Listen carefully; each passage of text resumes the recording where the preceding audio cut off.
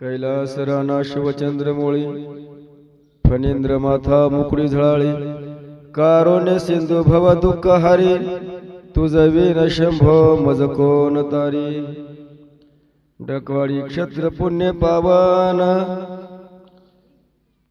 तेथे मुनी अगस्तीचे अधिष्ठान गुप्त रूपे गंगा से जान हे त्रिवार सत्य सत्य असो अगस्त्य मुनींची कथा सर्वांना सुख आणि शांतीचा संदेश देणारी अशी कथा आहे। अगस्त्य मुनींचं चरित्र म्हणजे सर्वांना आनंद प्राप्त करून देणारे असे चरित्र आहे। मानवी जीवनाच्या समाधानामध्ये एक ऋषीचं चिंतन म्हणजे आपल्या जीवनामध्ये आमूलाग्र बदल घडवून देणारे असे एक चरित्र आहे। भगवान ईश परमात्मा आणि वास्तव स्वरूपाने संत महात्मे ऋषी असतील यांचं हे जे चरित्र आहे हे चरित्र निश्चितच आपल्याला संसार रूपी भवसागरातून एका वेगळ्या दिशेला घेऊन जाणारे असे चरित्र आहे। या चरित्राचा उच्चार चिंतन आपण गेले 2 दिवस करीत आहोत।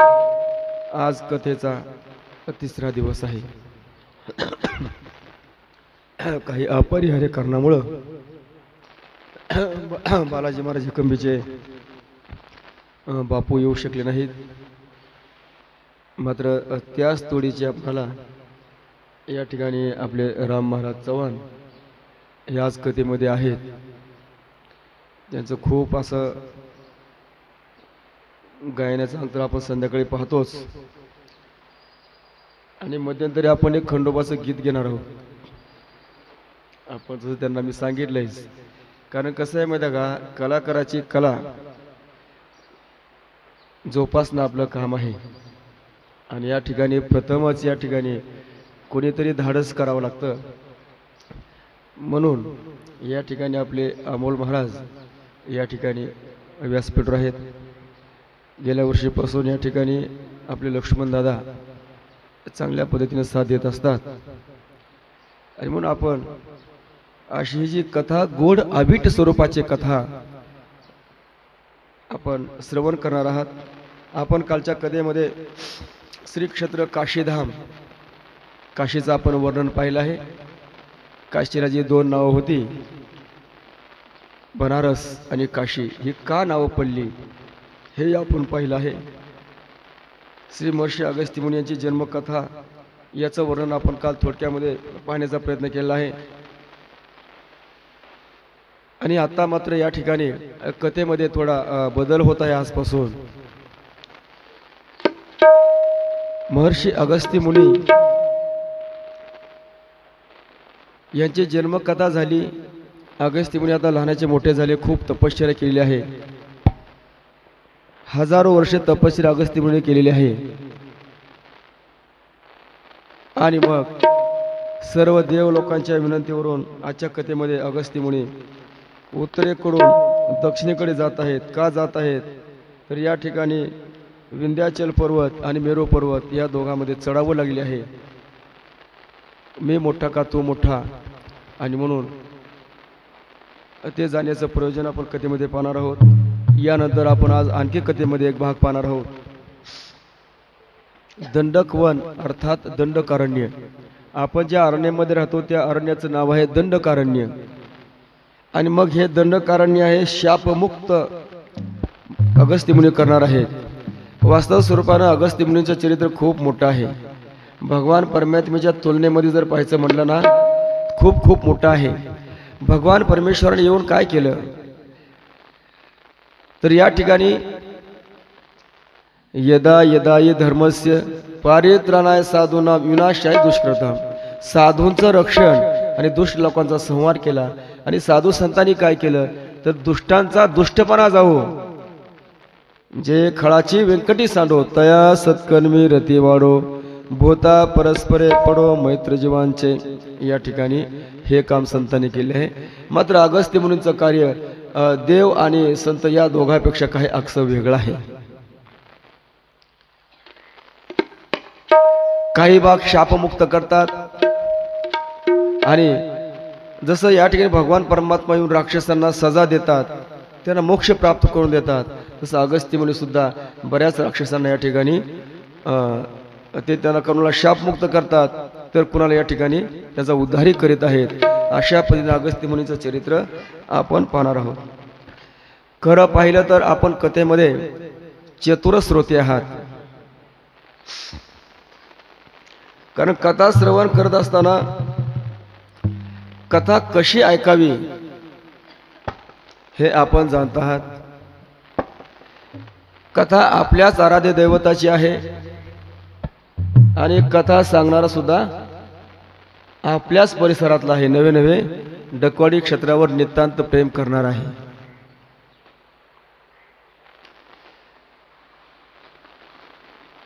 अगदी साध्या भाषेमध्ये आणि साधारण संगीतामध्ये ही कथा तुम्हाला गेल्या 2 वर्षापासून श्रवण करीत आहोत. जर कथा म्हटलं की आता राम महाराजांना माहिती आहे, त्या ठिकाणी मोठा पियानो असतो, बासरी असते, तब्बल जी असतात, मृदंगाचार्य असतात, हार्मोनियम असतात, आणि त्या ठिकाणी ते दुसरे एक ते सनई म्हणा घुंगरू असतं. म्हणजे बरेच वाद्य असतात, 5-7 प्रकारचे वाद्य असतात. आणि ते सर्व वाद्य जर आपल्याला प्राप्त करायचं म्हटलं तर त्या कलाकारांचं मानधन कमीत कमी 35,000 ते 40,000 झाल्याशिवाय राहत नाही. मग या ठिकाणी साध्या संगीतामध्ये, वारकरी संगीतामध्ये आपण कथा श्रवण करण्याचा आपण प्रयत्न करीत आहोत. मात्र एवढंच आहे की आपण फक्त कथा श्रवण नाही करायची, तर कथा श्रवण करत असताना श्रवण जे केलं ना, ती कथेचा निजध्यास घेतला पाहिजे. हे पहा, कीर्तन असो, प्रवचन असो, कथा असो, आम्ही श्रवण करून सोडलं न पाहिजे हो. नाहीतर कसं असतं राम महाराज, कीर्तनकार काय करतात किंवा आम्हीही काय करतो, थोडा विषय बदलून फक्त तुमच्या पुढे मांडतो आणि श्रोत्याचं विस्मरण ही कथाकाराचं भांडवल आहे. तुम्हाला जर विचारलं गेल्या वर्षी कथेमध्ये तिसऱ्या दिवसाला कोणची कथा झाली तर तुम्ही सांगसाल का? नाही सांगणार. मग तुम्ही सांगत नाही, मग तुम्हाला विस्मरण आहे आणि तुमचं विस्मरण म्हणजे आमचं तेच खऱ्या अर्थाने भांडवल आहे. कथा लक्षामध्ये ठेवणं गरजेचं आहे. कथा कोणाची आहे? जे आपलं आराध्य दैवत आहे, ते आराध्य दैवतांची कथा आहे. तुम्हाला एक सांगून जाईल, साधारणतः एक अर्धा पाऊण तास झाला असेल. भाद्याहून इथं मंडळी आली होती. भाद्याहून आपल्या रोईभरला दत्त मंदिराला भेट दिली आणि तिथं त्यांना कळालं की नवनाथ महाराज कुठं आहेत. तर त्यांना समजलं की इथं अगस्त्य मुनीचं मंदिर आहे, भव्य आणि दिव्य स्वरूपाचं, या डकोडी क्षेत्रामध्ये आहेत. आले, नवनाथ महाराजांची भेट घेतली आणि मग मी आपलं त्या मंदिरामध्ये थोडं आराम करत होतो. तिथं आले, मला उठवलं, दर्शन घेतलं. म्हणले महाराज एक आम्हाला एक ह्या अगस्त्य मुनींचं चरित्र पाहिजे, थोड्या अवघ्या 5 ते 7 मिनिटामध्ये. मी त्यांना म्हटलं, अरे बाबांनो, 5 ते 7 मिनिटामध्ये सांगण्यासारखं चरित्र नाही आहे. दररोज किमान 2 तास, 7 दोन्ही 14 तास, तेही पुरत नाहीत जर सखोल चिंतन करायचं म्हटलं तर. मग त्यांनी सांगितलं काय नाही, म्हणजे 5 ते 7 मिनिटामध्ये तुम्ही तेवढं चिंतन करा. त्यांनी पूर्ण ह्या मंडपाचं म्हणजे चित्रफित काढून पूर्ण बाहेरून चित्रफित काढून मध्ये फक्त 3 ते 4 मिनिटाचं या ठिकाणी त्यांनी थोडी माहिती घेतली.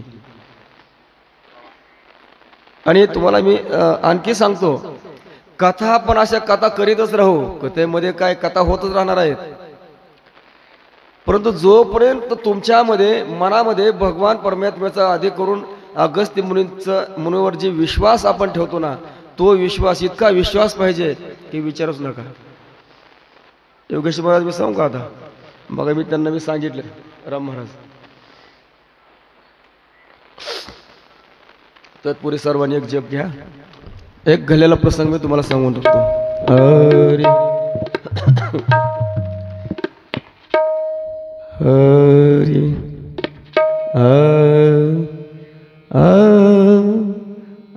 जय जय अगस्त्य मुनी, जय जय अगस्त्य मुनी, जय जय अगस्त्य मुनी, जय जय अगस्त्य मुनी, जय जय अगस्त्य मुनी, रे रे अगस्त्य मुनी, रे रे अगस्त्य मुनी, रे रे अगस्त्य मुनी, जय जय अगस्त्य मुनी, जय जय अगस्त्य मुनी, जय जय अगस्त्य मुनी, जय जय अगस्त्य मुनी, रे रे सर्वांनी म्हणायचं खालून.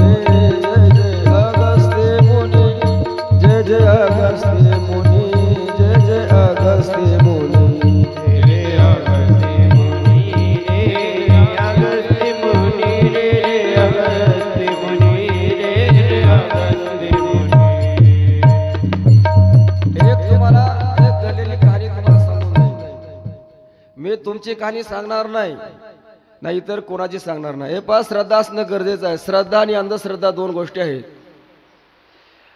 आमच्या संप्रदायामध्ये श्रद्धेला महत्व आहे. आज जर कोणी म्हणेल नामदेवाच्या हातून भगवान परमात्मा दूध पेले का हो, हे पिढी सांगेल नाही ना, हे शक्यच नाही. मात्र आमचा वारकरी संप्रदाय सांगेल नामदेवा हाती दूध प्याला. नवे हा सामान्य महिमा संतांचा, नामदेवा हाती दूध प्याला. हो तो भगवान परमात्मा पेला ना दूध नामदेवांच्या हातून. असे बरेच उदाहरण आहेत, बरेच उदाहरण आहेत. श्रद्धा पाहिजे, श्रद्धेला महत्व आहे. आता तुम्हाला मी एक माझीच कहाणी सांगून जाईन अगस्त्य मुनीबद्दल. खरं तर पहिल्याच दिवशी मी सांगणार होतो, नाही सांगितली. काल सांगणार होतो, नाही सांगितली. मात्र आज सांगावी अशी माझी इच्छा झाली. कारण मी त्या व्हिडिओ करणाऱ्यांना सांगितली. 5-7 मिनिटाचा व्हिडिओ घेतलेला आहे त्यांनी. ते म्हणले महाराज लय का नाही, 1,500 ते 2,000 लोक म्हणजे या 4 दिवसात पाहतील. हे बा पुण्याची कामं करतात ना, हे जे स्पीकर सेट वगैरे नरसिंह कला मंडप आहे, त्यांना का आपण सांगितलं हो ते पुढे तुम्ही ध्वनी फित करा किंवा रेकॉर्डिंग करा, मग ते आवडीनं करतात. जिथं आवड आहे ना तिथं खरा परमार्थ आहे. आवडीमध्ये परमार्थ आहे, नाही होत नाही. परमार्थ करावा लागतो, प्रपंच होतच असतो. तुम्हाला हे कसं काय शक्य आहे? प्रपंच करावा लागतो आणि परमार्थ होत असतो? नाही नाही, परमार्थ करावाच लागतो आणि प्रपंच होतच असतो. आता थोडं तुम्ही मला सांगा, सकाळी आपल्या घरची माणसं उठल्याबरोबर शेतामध्ये जातात का नाही? जातात ना. जाऊन काय करतात? गायी असतील, म्हशी असतील, जर्शी असतील, गावरण असतील, जाऊन ते दूध काढून घरी घेऊन येतात ना. प्रपंचमधली कामं सांगतो. आल्यानंतर चहा पाणी नाश्ता करतात ना. बरं तिथलं काम झालं, घरी समजा स्वयंपाक होईपर्यंत थोडा टपरे पुढे लोक येतातच ना. आले पुन्हा शेतात गेले, काम केलं, होता ना हे दिवसभर. असं कधी झालं का हो? फक्त तुम्ही मला सांगा. सकाळी आम्ही लवकर पहाटे स्नान केली आणि अगस्त्य मुनीच्या दरबारामध्ये येऊन आम्ही एक लय काय नाही 5 मिनिटं ध्यान धारणा केली. नाही सांगा कोणी केली का? एक 5 ते 10 मिनिट मी ध्यान धारणा केली. मी करतो नाही महाराज. श्रद्धा पाहिजे. आज लोक अंधश्रद्धेच्या पाठीमागे लागलेत, मात्र श्रद्धेच्या पाठीमागे लोक लागलेले नाहीत. एक तुम्हाला सांगून जाईल, आता सांगायला नकोच होते, मात्र काय किती मग त्यांना सांगितल्यापासून वाटतं ह्यांना सांगावंच. ह्यांना पण थोडं कळावं लागलं सगळ्यांनाच. विशेष करून डकवाडी क्षेत्रातील भाविकांना कळावं लागेल. अरे जगतामध्ये अनेक ईश्वर आहेत. आपल्या हिंदू संप्रदायामध्ये कुठेही दगड मांडा आणि सेतूर त्याला फसून घ्या, तो देवच निर्माण झाला. मग काय 5 पांडव पुजलेले ते देव आहे, ते देव कायमचे राहतात का त्या ठिकाणी? नाहीत ना राहत. अहो एक नाही 33 कोटी देव कमी पडतील आपल्या संप्रदायामध्ये. जर श्रद्धाच नसेल तर त्या देवांची तरी काय किंमत आहे? श्रद्धा पाहिजे. माझा स्वतःचा मुलगा, ऐका 2 मिनिटं नीट देऊन ऐका, मग तुम्हाला कळेल श्रद्धा कशी ठेवायची ते. जेव्हा नीटची दिली परीक्षा राम महाराज फ्रेश परीक्षेला, त्याला फक्त 155 मार्क पडली होती. किती? 155. लक्ष द्या. आणि जेव्हा गेल्या वर्षी परीक्षा देत असताना RPF कॉलेजचा पेपर होता, मी असं थोडं बाहेर बसलो होतो. आणि कसं असतं जो ज्याच्या सान्निध्यामध्ये जास्त असतो ना, त्याचा तो ध्यास सतत करीत असतो. आम्ही दिंडी घेऊन येतो आषाढीला. पहिला अगस्त्य मुनीच्या मंदिरामध्ये दुपारचं भोजन असतं तात्यांचं, तुम्हा सर्व गावकऱ्यांचं, म्हणजे इथं भोजन असतं. आणि त्यानंतर दर अमावस्येला आपण, मला वाटतं 1-2 वर्षापूर्वी गेल्याच वर्षी प्रत्येक अमावस्येला आपण प्रवचन सांगत होतो. मला फक्त दुःख एक आहे, प्रवचनाला फक्त 4-5 लोक असायची आणि आता पण तीच अवस्था आहे. समजून घ्या तुम्ही फक्त मी काय बोलतो ते. माझ्या डोळ्यासमोर अखंड अगस्त्य मुनी यायचे, अखंड अगस्त्य मुनी. सहवास वाढला ना जास्त, सहवास वाढला. मी कधी पंढरपूरला पांडुरंगा दर्शन करायला समजा वेळ लागला असेल, त्यावेळेस मी कधी सहज कुणाला माहीत पण नसतं, मी येऊन अगस्त्य मुनी दर्शन बाहेरून जातो. कुलूप असलं तरी मी कळस बघून जातो. प्रसंग असा झाला, मुलगा मध्ये परीक्षा देतोय आणि त्याला किती 155-56 काहीतरी असे मार्क पडले होते. अमोल महाराज, मी असं बाहेर बसलो आणि मी म्हटलं जर ह्या वेळेस जर समजा मुलगा खचला तर मग आपलं किती अवघड आहे. मोठे मोठे महाराज लोक आहेत हो, मोठमोठे जमिनी खरेदी करतात, मोठे मोठे बंगले कीर्तनावर कथेवर. आपलं ते नाही, जेवढं देत तेवढं समाधान. हे सत्य बोलतो मी तुम्हाला, मी लबाड नाही सांगत. आणि फक्त अशी अगस्त्य मुनीची एक प्रतिमा डोळ्यासमोर आणली, अगस्त्य मुनीची. त्याचा पेपर सुद्धा एक अर्धा तास अवकाश होता. आणि अगस्त्य म्हणलं फक्त एकच, मी फक्त मनामध्ये हे मंदिर असं समोर घेतलं आणि अगस्त्य म्हणलं फक्त एक नाभीच्या देठापासून एक असं अंकरात असं मनातल्या मनात एक असा आवाज दिला. खऱ्या अर्थानं जर तुमची एक वर्षभर मी निष्काम सेवा केली असेल तर फक्त माझ्या मुलाला 500 पेक्षा जास्त मार्क पडू द्या. किती? 500 पेक्षा जास्त मार्क पडू द्या. लक्ष्मण दादा, मुलगा बाहेर आला, त्याचा चेहऱ्यावरचं हास्य पाहिलं, त्याला म्हटलं बाळा पेपर कसा गेला? सोपा गेला. निकाल लागला, 543 मार्क पडली.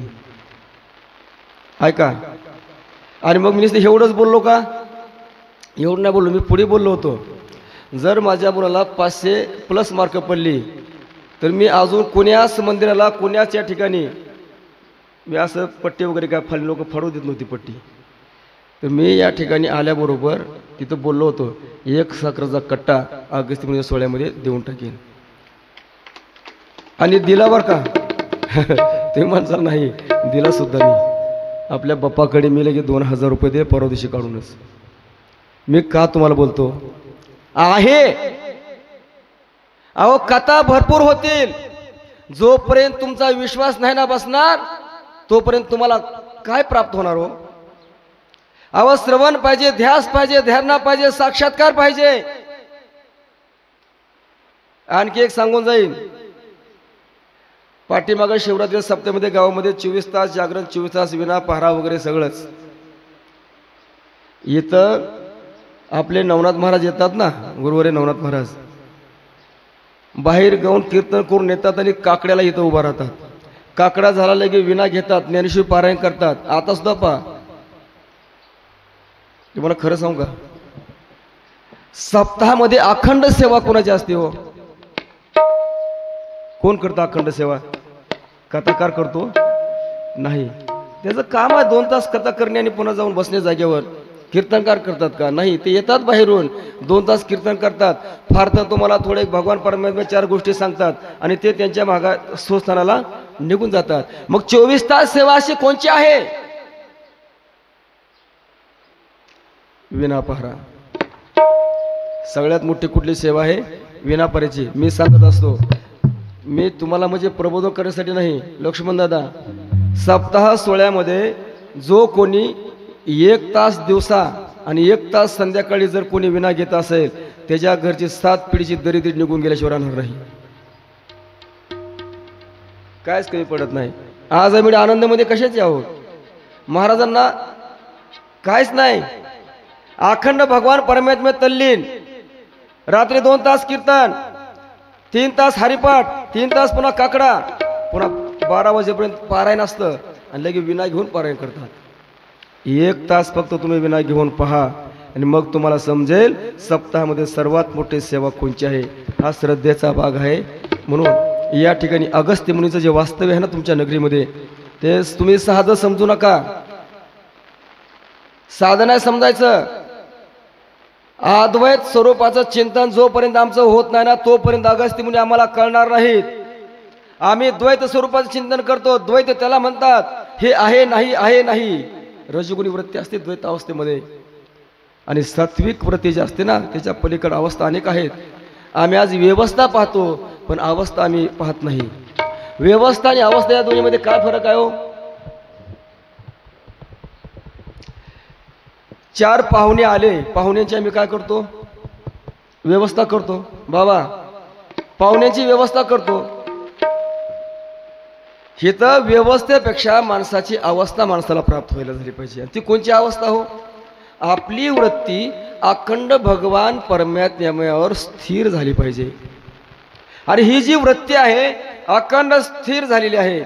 अखंड भगवान शिवाचं चिंतन आहे, अखंड भगवान शिवाचं, भगवान प्रभुरामचंद्राचं अशी आराधना, घनघोर तपश्चर्या हजारो हजारो वर्ष अगस्त्य मुनीने मोठे तपश्चर्या केली आहे.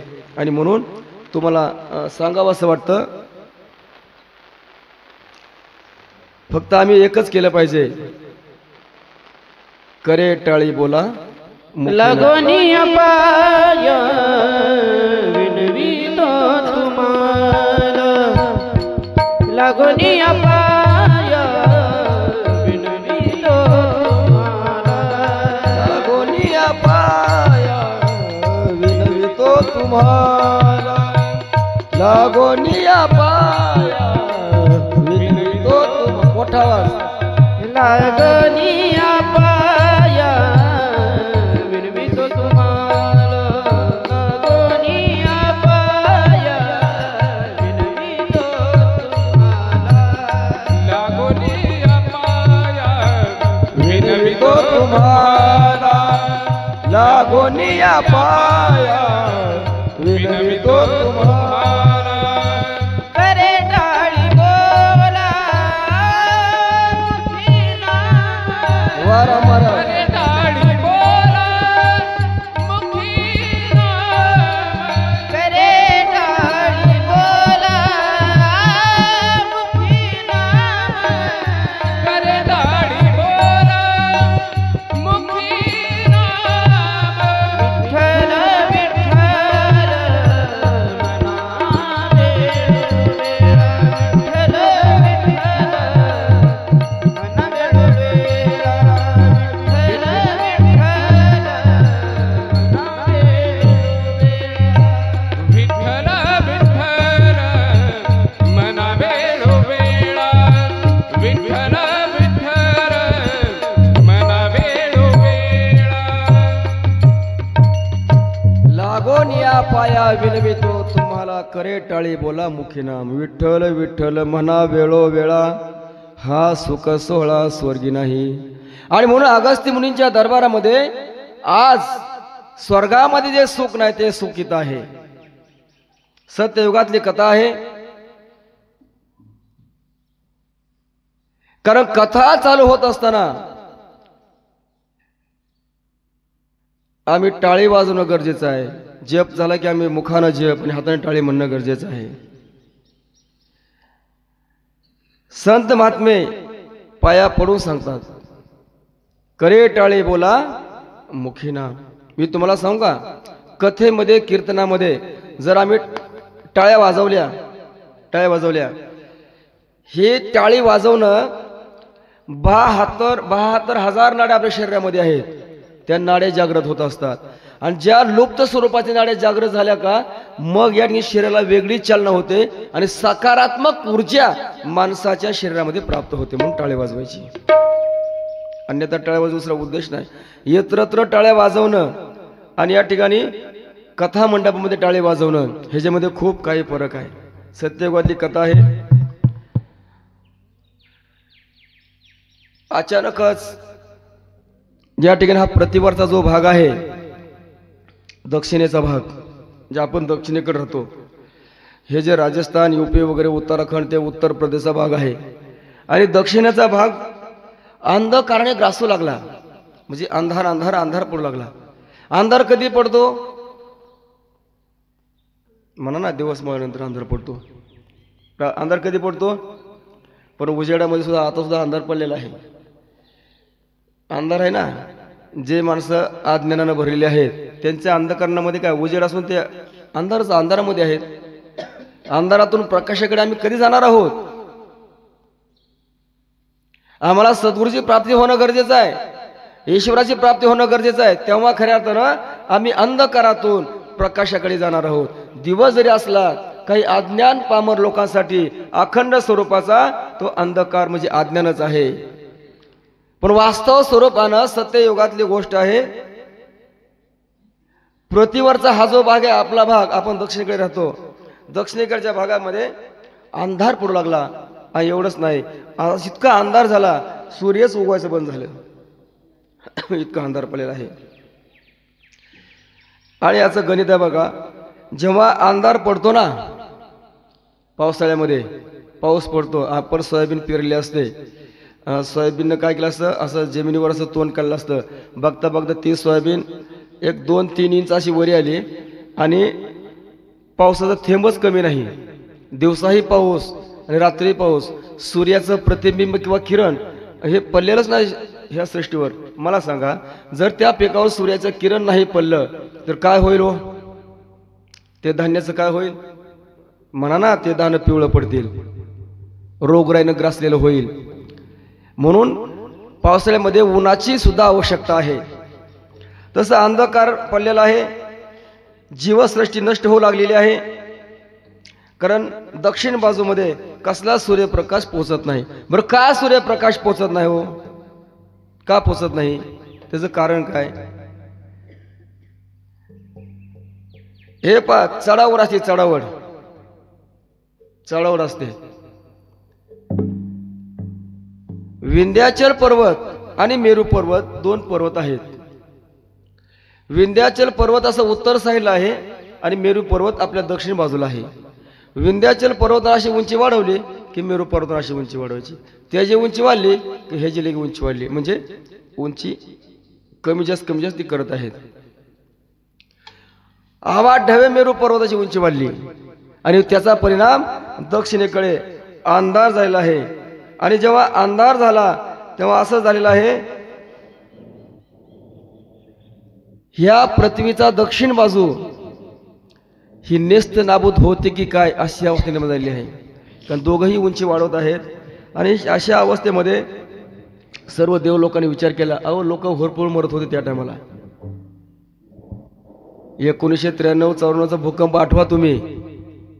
आपल्या भागाकडे त्या झाडा कमी बसलेत, मग सास्तूर किल्लारी भागाकडे पहा.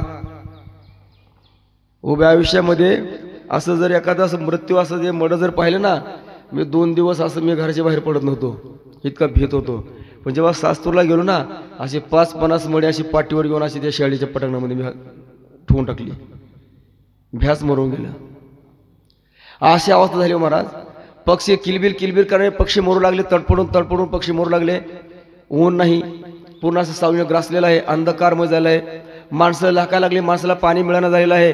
अशी अवस्था ह्या दक्षिण बाजू झाली. आणि अशा अवस्थेमध्ये ह्या सृष्टीचा विनाश होतो की काय असे जेव्हा संकल्प होऊ लागले, तेव्हा तिन्ही देव एकत्र आले, ब्रह्मा, विष्णू आणि महेश.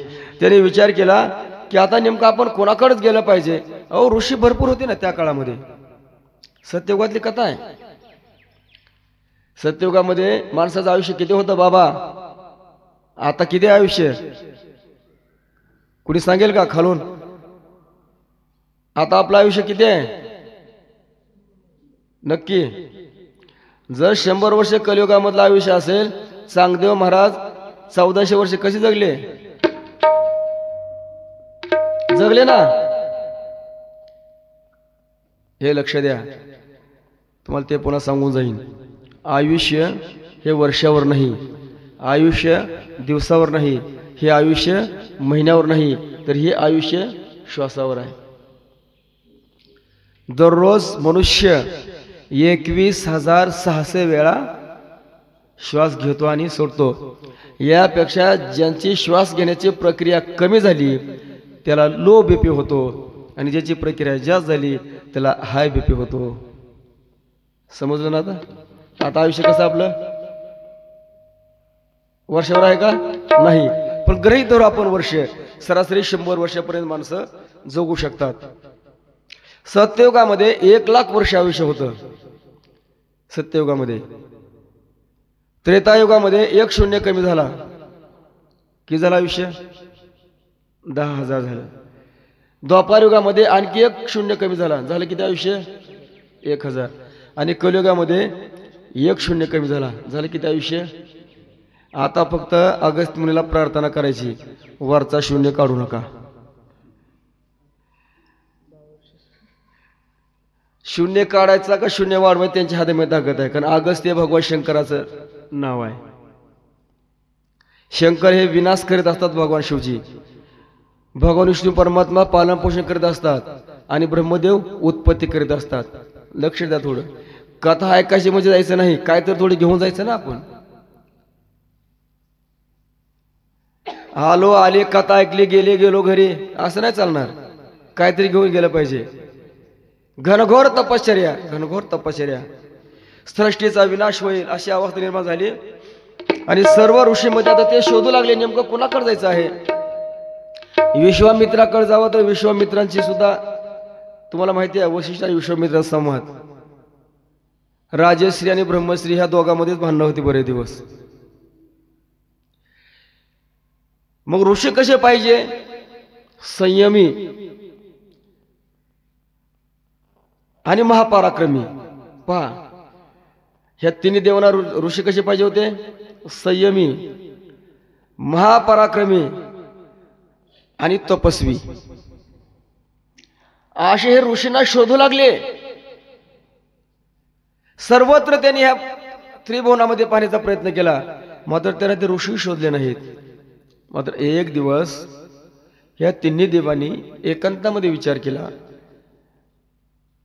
आपण त्याच तोडीचा त्याच ताकदीचा, कशासाठी, हा जो विंध्याचल आणि मेरू पर्वत वाढत आहे ना, विंध्याचलाची उंची वाढत आहे, ह्याची उंची कमी कोण करेल, कोण कमी करेल. आई वडील असतात, एखादा मुलगा घरामध्ये गोंधळ घालत असतो, ती आईला भीतच नाही, आईला भीत नाही. मग फक्त आई सांगते, बघ तुझे पप्पा आले ना, मग तुला दाखवते काय दिस का. ती काय दाखवित नाही. मग ती भीती कुणाची घालते, पप्पाची. जेव्हा पप्पा आले मग ही पुन्हा पप्पांना भीत असतो. काही मुलं आईला भीत असतात, काही मुलं वडिलांना भीत असतात. तर भीती पाहिजे ना. हे दोन वाढत आहेत, मेरू पर्वत आणि विंध्याचल पर्वत. मग याच्यावर संयमी, पराक्रमी, शूर, पराक्रमी असा कोण ऋषी आहे. आणि मग याने एकांतामध्ये शोधलं तर त्या ऋषींचं नाव त्यांना अगस्ती समोर आलं. अगस्ती, अग म्हणजे पहाड आणि स्ते म्हणजे पहाडाला हलविणारा. आता खरं आहे को, निर्जीव वस्तू हलते का, निर्जीव वस्तू हलते का. त्याला काय उदाहरण आहेत, चालविली जड भिंती हरली चांग यांची भ्रांती, मोक्ष मार्गीचा सांगा ती ज्ञानोबा माझा. अरे तू चाबूक घेऊन वागावर येतोस का, मी निर्जीव भिंत चालवतो. ज्ञानोबा यांनी ती भिंत चालवायला चालू केली. आणि तसं खऱ्या अर्थाने या ठिकाणी निर्जीवाला जो चालवतो ते अगस्त्य, त्या नावामध्ये काहीतरी अर्थ आहे. म्हणून सर्वजण ते अगस्त्य मुनीला शरण जातात. आणि अगस्त्य मुनीला जेव्हा जातात ना हे सर्व देव, शरण येती सर्व देव, शरण येती सर्व देव, शरण येती सर्व देव, शरण येती सर्व देव, शरण सर्व देव, शरण येती सर्व देव, शरण येती सर्व देव,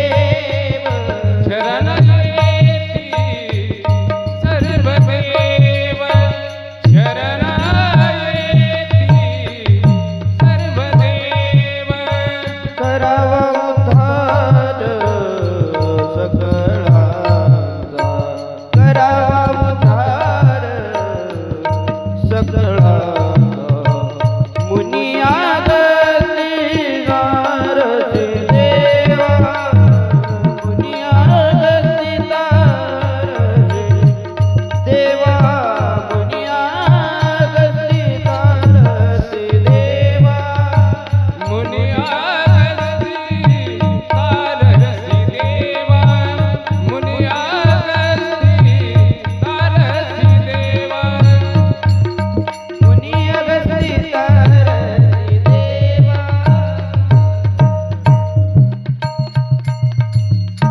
शरण येती सर्व देव, करावा उद्धार सकलांचा, करावा उद्धार सकलांचा, मुनी अगस्ती ऋषी देवा. हे जे ऋषी आहेत ना मुनी, हे सर्व देवलोक तिथे येतात. हे तिन्ही देव येतात, इंद्रदेव येतात. आणि जेव्हा सर्व देव येतात ना, हे सर्वजण आधी शिवजीला मान देतात आणि मग ब्रह्म विष्णू इंद्र शिवजी आणि सर्वजण आल्यानंतर अगदी प्रेम भावनेने अगस्त्य मुनीला विनंती करतात, आपण संयमी आहात, आपण प्रेमळ आहात, आपण दयाळू आहात, आपण महापराक्रमी आहात, आपण परिपूर्ण आहात आणि म्हणून तुम्हाला विनंती आहे, हे कार्य तुम्हालाच करावं लागेल. कोणतं कार्य? तर त्यांनी सांगितलं, मेरू पर्वताच्या उंचीबरोबर विंध्याचल पर्वत असा वाढू लागलेला आहे. तो उंची वाढला की त्याची उंची वाढत आहे. विनंती, आपण काहीतरी करा, नाही तर दक्षिणेकडचा जो जीवसृष्टी नष्ट झाल्याशिवाय राहत नाही. तुम्हाला सांगू का, आपण जे आज इथं आहोत ना, इथं फक्त 2 व्यक्तीमुळे आहोत. 2च. तुम्ही म्हणाल ते काय, माझी ईश्वरावर एवढी श्रद्धा नाही, याचा अर्थ नाही का? आहे, पण लक्ष द्या, 2 व्यक्तीमुळे आपण इथं आहोत. एक अगस्त्य मुनीमुळे. प्रथम, जर सत्ययुगामध्ये अगस्त्य मुनी दक्षिणेकडे आलेच नसते तर आपलं काय झालं असतं? दर्या खोरे डोंगर नाले, मग ती कुठं काय आपलं काहीच नाही. एक ते अगस्त्य मुनी आले, आपण राहिलो. आणि दुसरी जी खरी कृपा आहे ना, कोण आहे ते? व्यासपीठावर विराजमान आहेत. तुम्ही श्रवण कशी कथा करता, महाराज कशी कथा सांगतात, हे श्रवण करणारे आहेत. साधी विभूती नाही. भगवान शिवजींचा ह्या कलियुगातील शेवटचा अवतार आहे, लक्षात घ्या. भगवान शिवजीचा अवतार आहे हा, उगीच नाही. मी एका ठिकाणी वाचलं होतं शिवरायांचे 300 सव्वा 300 फक्त सैनिक होते आणि मोगलांचे 42,000 सैनिक होते. कुठं 42 आणि कुठे 300 सव्वा 300? पण सव्वा 300 42,000 जे सैनिक होते ना मोगलांचे, त्यातले 35,000 कापून टाकले होते. एकमेव राजा, सर्व धर्मावर समभाव प्रेम करणारे. मुस्लिमांना सुद्धा तरी योग्य नाही दिलेला आहे.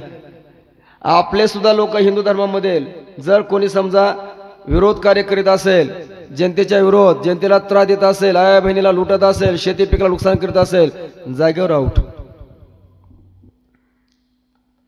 म्हणून हे जे असतात ते अवतारी पुरुष असतात. अगस्त्य मुनीला सर्वांनी विनंती केली आणि अगस्त्य मुनी त्यांची विनंती स्वीकारली आणि अगदी प्रेम भावनेने या ठिकाणी काशी सोडतात. महाराज, आता काशी सोडणं तेवढं अवघड आहे का? अवघड आहे, सोपं नाही तेवढं. काशी म्हणजे त्यांची एक तप्त भूमी आहे. काशी म्हणजे त्या ठिकाणी अखंड तपश्चर्याची भूमी आहे आणि दररोज नित्यस्नान काशीचं होतं. नित्यस्नान काशीचं.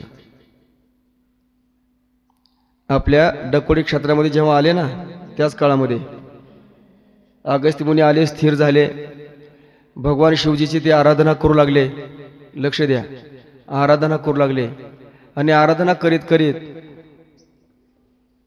फक्त मनामध्ये इच्छा प्रगट केली, मला स्नान पाहिजे, मला स्नान पाहिजे. लक्ष द्या, जी माणसं स्नान करीत नाहीत, जी माणसं दररोज नित्यनेमानं स्नान करीत नाहीत आणि दिवसभर तो ज्या ज्या माणसाचं मुख पाहतो त्या सर्वांची पापं त्याने केलेली, हे न करणारे जे आंघोळीचं असतं ना पारुस, त्याच्या पूर्ण मातीवर बसतात. म्हणून दररोज आंघोळ करावीच. गार नाही, गरम नाही, काय नाही, आंघोळ केलीच पाहिजे. आणखी सांगतो, संसारिकानं 2दा आंघोळ केली पाहिजे. गरुड पुराणामध्ये आलेला, मी तुम्हाला पदर सांगत नाही, वाचा गरुड पुराण घरी. आणि जे ब्राह्मण असतात ना, त्या ब्राह्मणाने 3दा संध्या स्नान केलं पाहिजे. पण अलीकडच्या काळामध्ये तो परिघात मोडून दररोज एकदा तरी आंघोळ करणं गरजेचं आहे. म्हणून आंघोळ करणं हे गरजेचं आहे. मग अगस्त्य मुनी या ठिकाणी आले ना, तेव्हा त्यांनी फक्त आराधना केली भगवान शिवजीला, भगवान पार्वती मातेला, की मला आंघोळ करायची. तेव्हा तुमच्या इथं ही गंगा आलेली आहे. गंगा आहे ना मध्ये, गंगा उगीच आली का इथं? म्हणून डकवाडीमध्ये तुम्ही कुणी आता म्हणाच नाही, इथून पुढे का हो तुमचं डकवाडी जे गाव जे आहे त्या गावामध्ये कोणची नदी आहे हो? तुम्ही अगदी आनंदानं सांगायचं माझ्या डकवाडीमध्ये गंगा आहे. नाही म्हणायचं नाही, गंगा आहे म्हणायचं. तिचं म्हणजे कुठं काय वाहरेली दिसत नाही, काय नाही, चल तुला दाखवतो म्हणायचं. कशी का दिसत नाही? अहो प्रयाग घाटामध्ये प्रयाग आणि गंगा, यमुना आणि गंगा ह्या दोन नद्या दिसतात ना. पण गुप्त स्वरूपानं काय आहे तिथं? सरस्वती आहे. आळंदीला जर आपण गेलात, माऊलीचं दर्शन करून खाली यायचं घाटावर, आणि घाटाकडून थोडं असं आल्यानंतर थोडं डाव्या साईडला खाली जायचं, आणि तिथं मनकर्णिका नदी आहे. जशी आळंदीमध्ये मनकर्णिका आहे ना, तशीच अगस्त्य मुनींच्या चरणाजवळ इथं गंगा नदी आहे. म्हणजे नाही म्हणायचं नाही, म्हणजे गंगा नदी आहे. आणि म्हणून या ठिकाणी काशी सोडताना खूप त्यांना असं वाईट वाटलं, परंतु या सर्व देवलोकांनी आग्रह केला आणि म्हणून यांनी ते काशी सोडण्याचा निश्चय केलेला आहे. आणि मग आल्यानंतर प्रथमतः जो विंध्याचल पर्वत असा मोठा मोठा मोठा होत होता, विंध्याचल पर्वतापाशी आल्यानंतर हात जोडले. हात कीर्तनकार महाराज लोकांना सांगतात ना, त्या नवरदेवाला उचलायचं म्हणजे खालून त्या नवरीनं कशी माळ घालावी. मग रामायणामध्ये तो चांगला प्रसंग आहे. कथाकार सांगतात, प्रभू लक्ष्मणजी दर्शन करतात आणि भावाला आशीर्वाद देण्यासाठी या ठिकाणी वाकले, आणि तेव्हा माता सीते मातेनं भगवंत प्रभूच्या गळ्यामध्ये हार घातला. आणि तसंच आहे, जेव्हा दक्षिणेकडे आले आणि आल्यानंतर तो विंध्याचल पर्वताची अशी उंची खूप खूप खूप अशी वाढत होती, वाढलेली होती. अगस्त्य मुनी आले. आता अगस्त्य मुनींचं तुम्हाला स्वरूप तर माहिती आहे कसं आहे ते. अगस्त्य मुनीच्या हातामध्ये दंडोक आहे, एक कमंडलो आहे, दंड आहे, कमंडलो आहे, आणि भगवे वस्त्र परिधान केले अगस्त्य मुनी. केसांच्या जटा आहेत आणि दाढी आहे. आणि ही जेव्हा सर्व अवस्था विंध्याचल पर्वतानं अगस्त्य मुनी झप झप झप झप असं पावलं टाकून संयमी मुद्रेनं आवेशानं जेव्हा ते विंध्याचल पर्वताकडे येत आहेत ना, येत असताना हा विंध्याचल पर्वत आणखी ताट झालेला आहे. मात्र त्याच अवस्थेमध्ये अगस्त्य मुनी येतात, आणि अगस्त्य मुनी आल्यानंतर अगस्त्य मुनी असे हात जोडले. अगस्त्य मुनी हात जोडले. पहा, मोठ्यानं एकदा हात जोडले ना, तर लहान सुद्धा माणसं म्हणतात, अरे गुरु महाराज आहेत, तपस्वी आहेत, आपला हात जोडतात. आणि म्हणूनच आहे, पंढरीच्या लोका नाही अभिमाना पाया पडे जन एकमेका. लहान मोठा पाहायला जात ना पंढरपूरला. विंध्याचल पर्वताजवळ येऊन असं खाली असं हात जोडले, आणि हात जोडला क्षणी अरे हे तर माझे सद्गुरू आहेत, माझ्या गुरुस्थानी आहेत, अगस्त्य मुनी आहेत, आणि ते मला हात जोडतात. हात जोडल्याबरोबर त्या विंध्याचल पर्वत असा लहान होतो, आणि गुरु महाराजांच्या सुद्धा खाली होऊन असा तोही पुन्हा नतमस्तक होतो. महाराज काय आपली आज्ञा आहे. हात जोडले विंध्याचल पर्वतानी. आणि तेव्हा मात्र विंध्याचल रूपी त्या पर्वताला अगस्त्य रूपी सद्गुरूनं एक संदेश दिला. हे विंध्याचला, तुला माझी विनंती आहे, जोपर्यंत मी दक्षिण यात्रा करून उत्तरेकडे येत नाही तोपर्यंत तू असाच राहा, असाच राहा, असाच राहा. म्हणून विंध्याचल पर्वताच्या अशा रांगा सपाट आहेत. आणि आजही सत्ययुगापासून त्रेतायुग गेलं, द्वापारयुग गेलं, आज कलियुग आहे.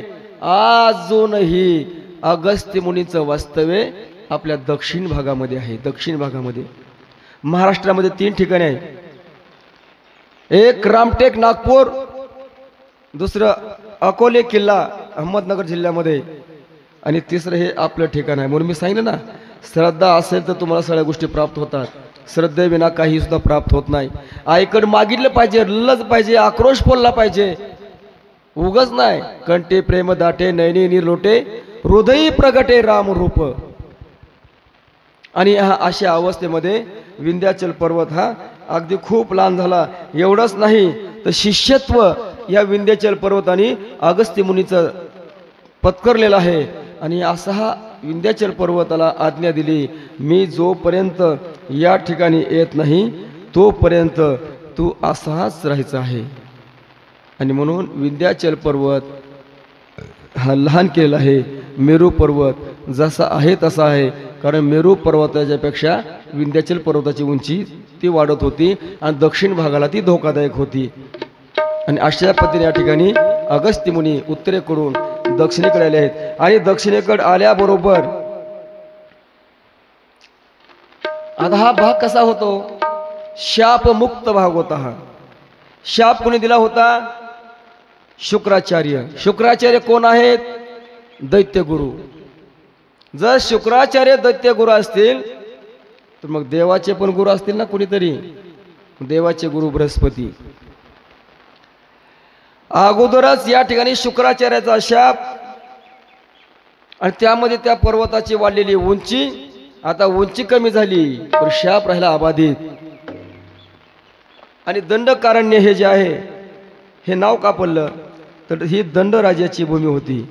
आणि दंडराजाची भूमी शुक्राचार्यानं शापानं नष्ट केली म्हणून या ठिकाणी दंडक भूमी नाही तर दंडक आरण्य असं याला नाव पडलेलं आहे. आणि अशा स्वरूपाने या ठिकाणी दंडक राजाने एकदा दैत्य गुरु शुक्राचार्य आहेत आणि शुक्राचार्याची मुलगी आहे, त्या मुलीवर थोडी वाईट दृष्टी टाकली होती. आणि म्हणून शुक्राचार्याला राग अनावर झाला. आणि तो राग अनावर झाल्या कारण हे दंडक राजाची नगरी नेस्तनाबूत करून त्या तिला शाप दिला होता. आणि असा हा जो परिसर निर्जन अरण्य निर्माण झाले आणि इथेच ऋषी तपस्या करीत व राक्षसही या वनामध्ये राहू लागले. आता तिथं माणसाची वस्ती नाही, पक्षाचा किलबिलाट नाही, काय नाही. आणि असा हा जो आश्रम आहे दंडकारण्याच्या मध्यावर अगस्त्य म्हणून एक आश्रम निर्माण केला. ह्या दंडकारण्या आपला हा जो भाग आहे दंडकारण्याचा भाग आहे. दंडकारण्यामध्ये हे अहमदनगर लांब नाही आपल्याला, अहमदनगर सुद्धा हेतून लांब नाही आपल्याला.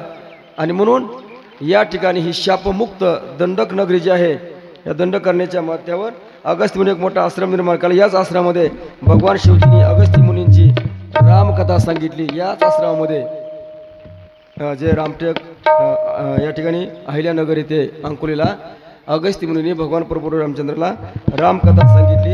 आणि हे ठिकाण आहे अहमदनगर जिल्हा, पूर्वेचे अकोलेश्वर मंदिर, त्याला आता अंकोले तालुका झालेला आहे. प्रवरा नदीच्या काठावर हे आश्रम आहे. आश्रमाच्या पाठीमागे एक झरा आहे आणि तो भुयारी मार्गाजार आहे. आता हा जी कथा आहे दंड करण्याची, तो आश्रम आहे, ही कथा आपण उद्याच्या कथेमध्ये पाहू. तत्पूर्वी मी तुम्हाला सांगितल्याप्रमाणे या ठिकाणी आपले राम महाराजांना विनंती करतो, एक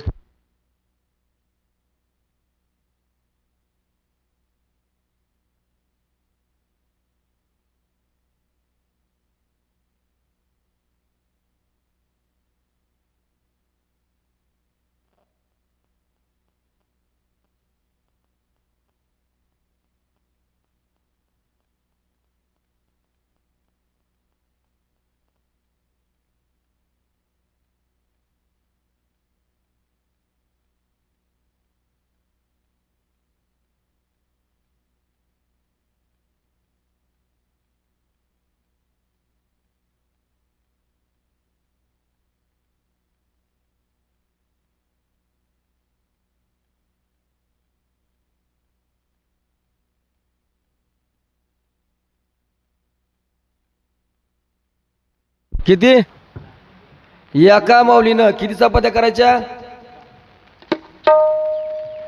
10, 20, 30, 25, 30 करायच्या चपात्या.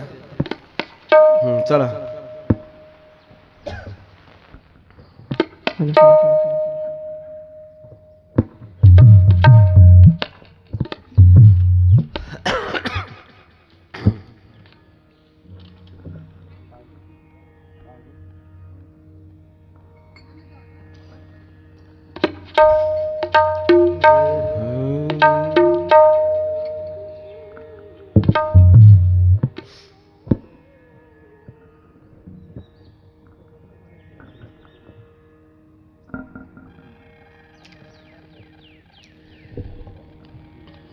कथेमध्ये राम महाराजांचं सुंदर असं गीत होत आहे.